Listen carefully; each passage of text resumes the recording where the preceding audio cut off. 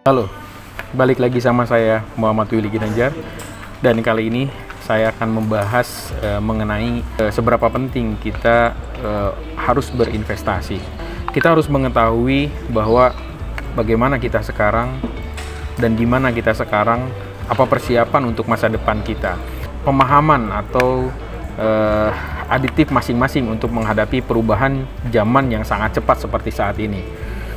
Saya akan mencoba memberikan pengetahuan mengenai betapa pentingnya untuk berinvestasi. Kalau kita lihat dan kalau teman-teman tahu, ada bapak investasi kita yaitu Warren Buffett.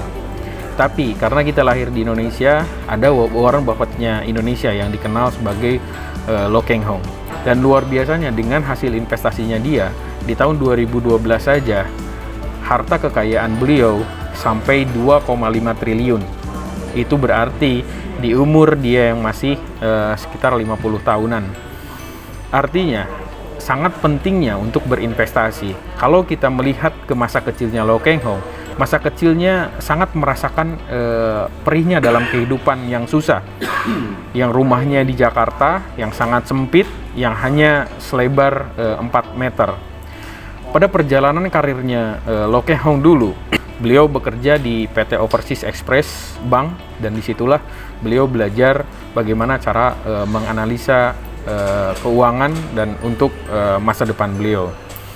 Pada intinya, ada beberapa prinsip investasi itu.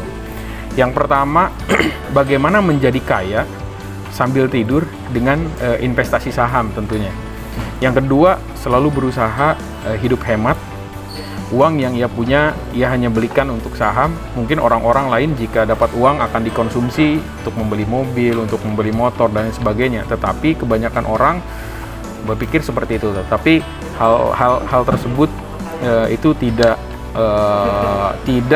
menjadi momok yang penting untuk Lo Keng Hong, sehingga Lo Keng Hong tidak membelanjakan uangnya untuk keperluan-keperluan yang dirasa dia tidak perlu. Nah, kali ini saya akan membahas bagi teman-teman, terutama teman-teman milenial yang belum melek terhadap dunia investasi. Saya akan mengajarkan sedikit pengetahuan yang saya punya, bagaimana kita bisa bertahan menghadapi zaman yang VUCA seperti sekarang ini, dengan kita bisa tetap aditif gitu. Kita bisa bertahan dengan perubahan yang terjadi begitu cepat ini. Baik, saya akan jelaskan sedikit bahwa intinya ketika kita membeli sebuah suatu saham, artinya kita memiliki sebagian daripada kepemilikan perusahaan tersebut. Contoh misalkan di Telkom, kita membeli di Telkom misalkan satu lot saja yang berjumlah 100 lembar saham, artinya berarti kita memiliki 0,0 sekian persennya perusahaan tersebut.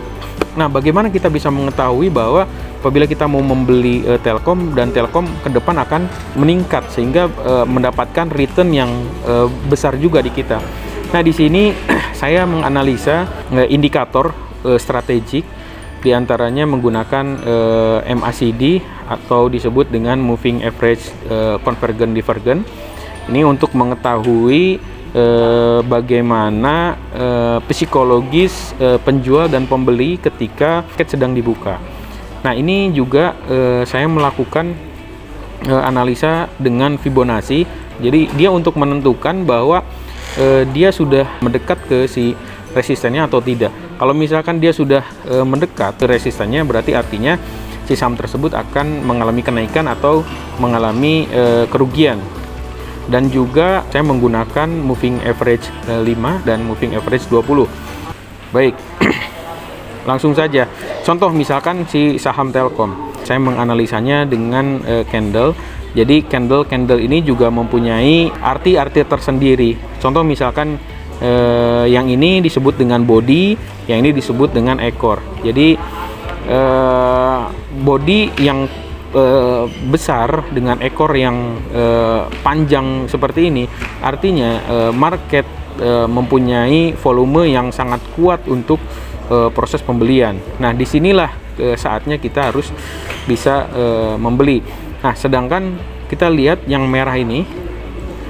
Nah, yang merah ini artinya dia sedang mengalami penurunan. Nah, apabila kita lihat untuk si bodinya itu besar seperti ini dengan ekor yang sangat kecil, nah artinya market sedang distribusi atau banyak yang menjual untuk si saham tersebut, sehingga terjadi pembalikan arah. Yang tadinya dia naik untuk si nilai sahamnya atau harga sahamnya, dia mengalami penurunan.